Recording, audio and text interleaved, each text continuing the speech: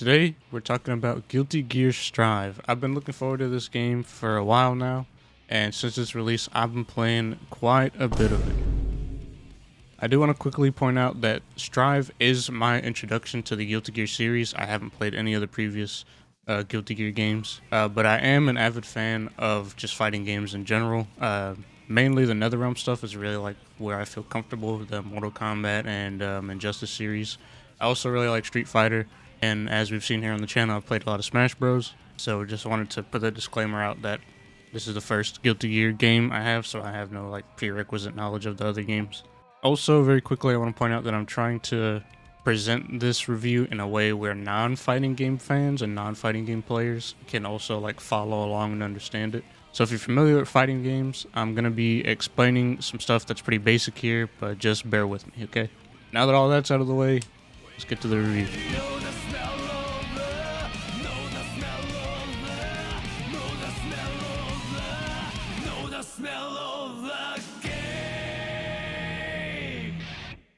Guilty Gear Strive is a fighting game, so let's start there with the actual gameplay.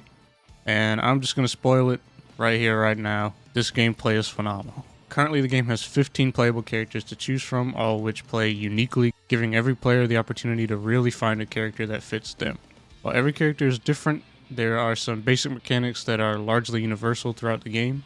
The basics of Guilty Gear are punch, kick, slash, heavy slash, and dust.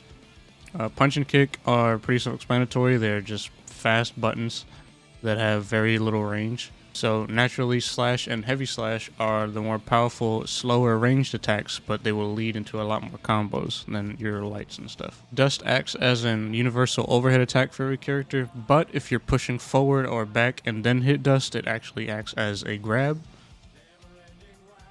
This game also features a universal dash, jump, and air dash, but these can actually act very differently depending on the character. For example, Potemkin and Nagoriyuki don't have a dash. There's also the universal mechanic of Roman canceling, or RC for short. RC uses half of your meter to do a variety of things, both offensively and defensively. This Roman canceling system opens up so many different possibilities for combos, mix-up. Specifically, there are 4 different types of Roman cancels. I'm not going to get into the specifics of it right now because it would be its own video entirely to explain all the uses of RC. But just know that Roman cancel system is really what makes Guilty Gear Strive tick, and in my opinion, it's what makes the gameplay of Guilty Gear Strive very unique when compared to other fighting games.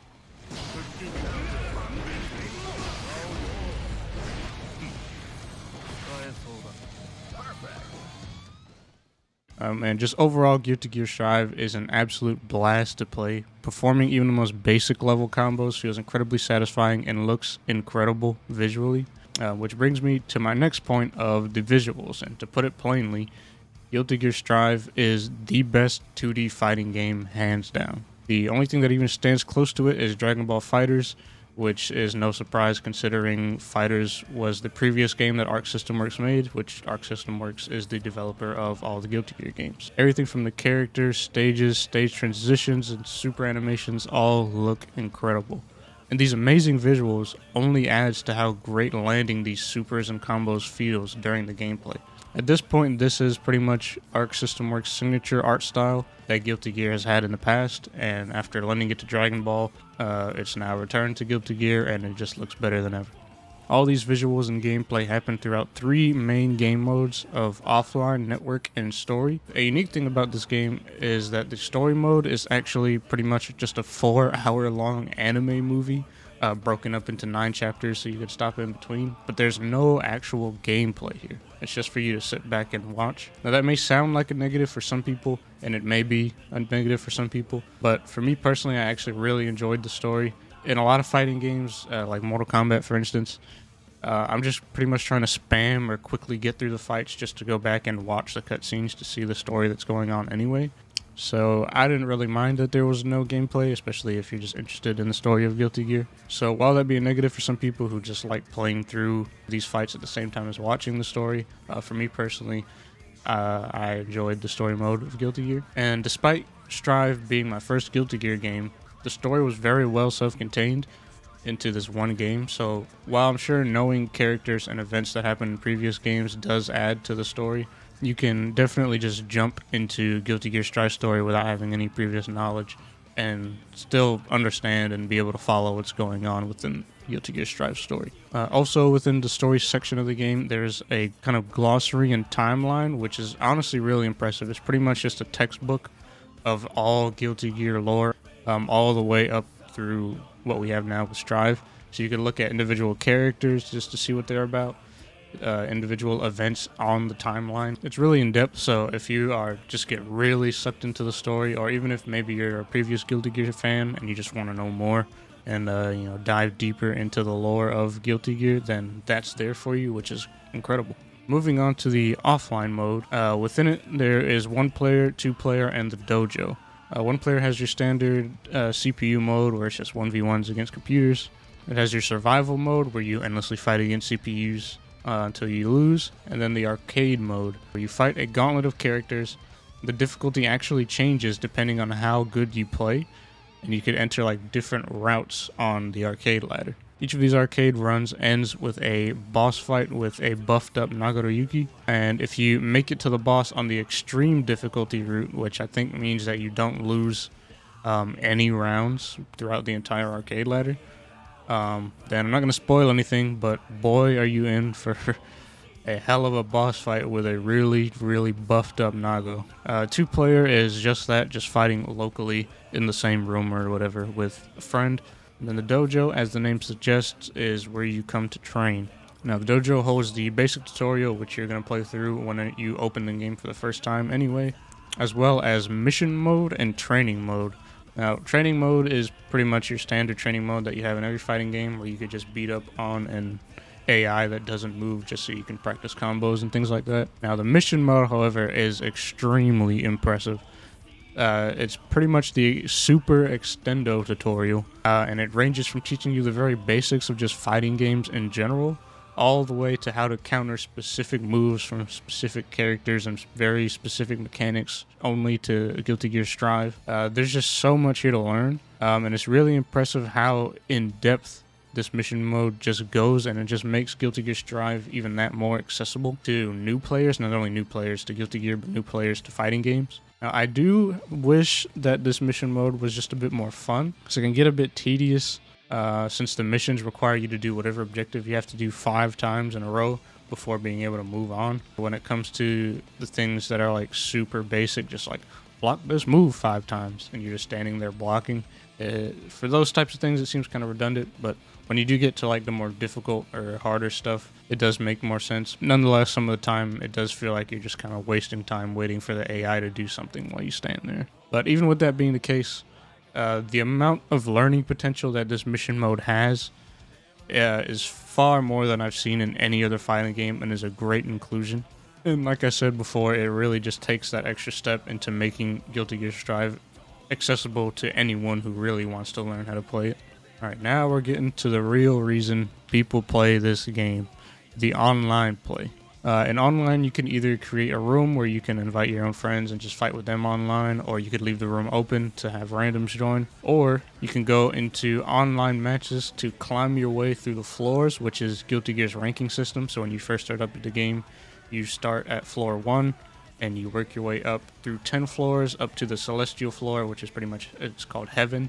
So you're pretty much grinding up to heaven, and then you're kind of fighting in heaven to stay up there, essentially.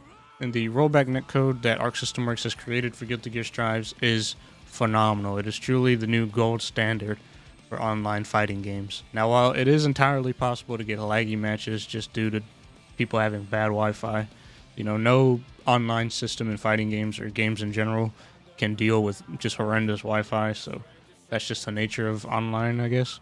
But Guilty Gear Strive by far has the best online experience out of any of the fighting games when it comes to the actual just 1v1 matches. Now, unfortunately, everything else about the online is not so great. Instead of having a dedicated just play button like every other video game ever, where you push a button that says, I want to go into an online match, and they match you up with someone, you have to join a lobby with your customizable pixel avatar and walk up to a battle kiosk to either challenge someone that was already standing at the kiosk waiting for someone to challenge them, or you stand there yourself and wait for somebody to walk up and challenge you. Now, after playing a game for a while, this sort of kind of blends into the background and just becomes like, oh, this is how the game works.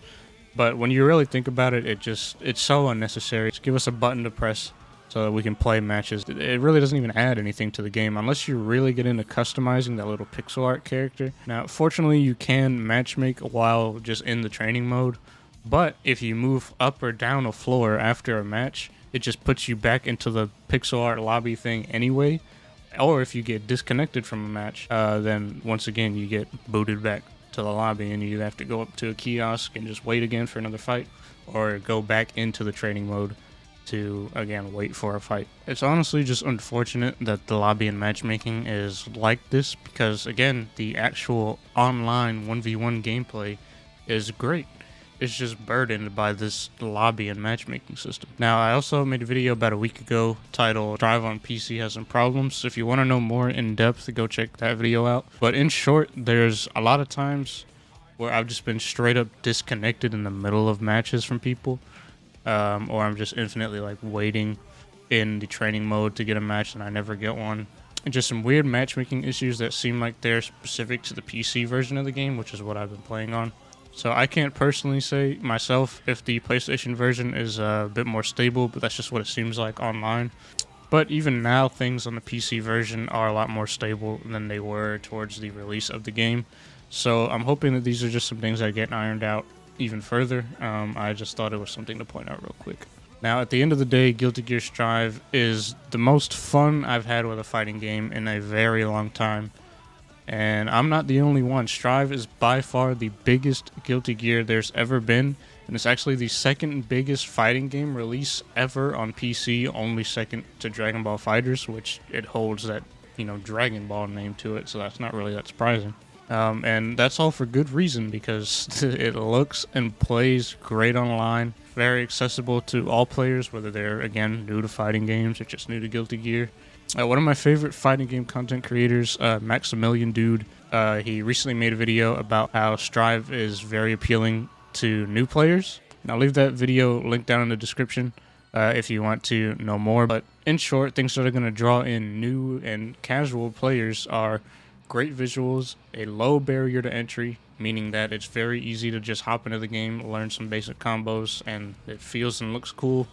And, you're going to be fighting against people on the same level as you in the online mode. And great online play. So, again, while the lobby system and stuff isn't so hot, the actual 1v1 online experience is great. And I actually forgot to mention this, but the ladder system of ranked is awesome. And it works really well at just keeping you fighting people that are around or at your level, which is perfect.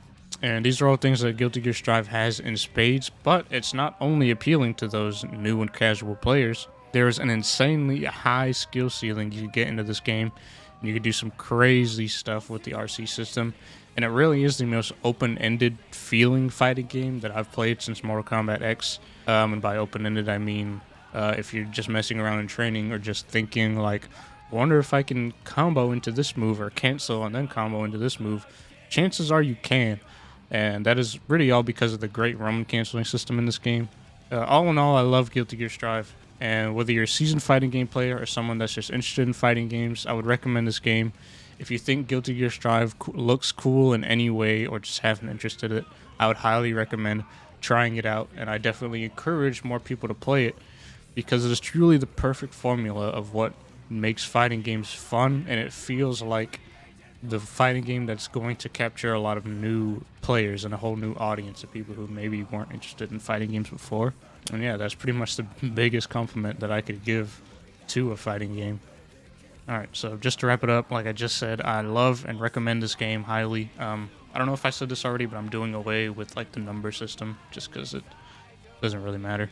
But yeah, let me know what you guys think. If you are thinking about picking up Guilty Gear Strive, then do it. But yeah, let me know what you guys think in the comments of this video or of Strive if you played it. And let me know what you guys want to see in the future. And yeah, see you guys in the next one.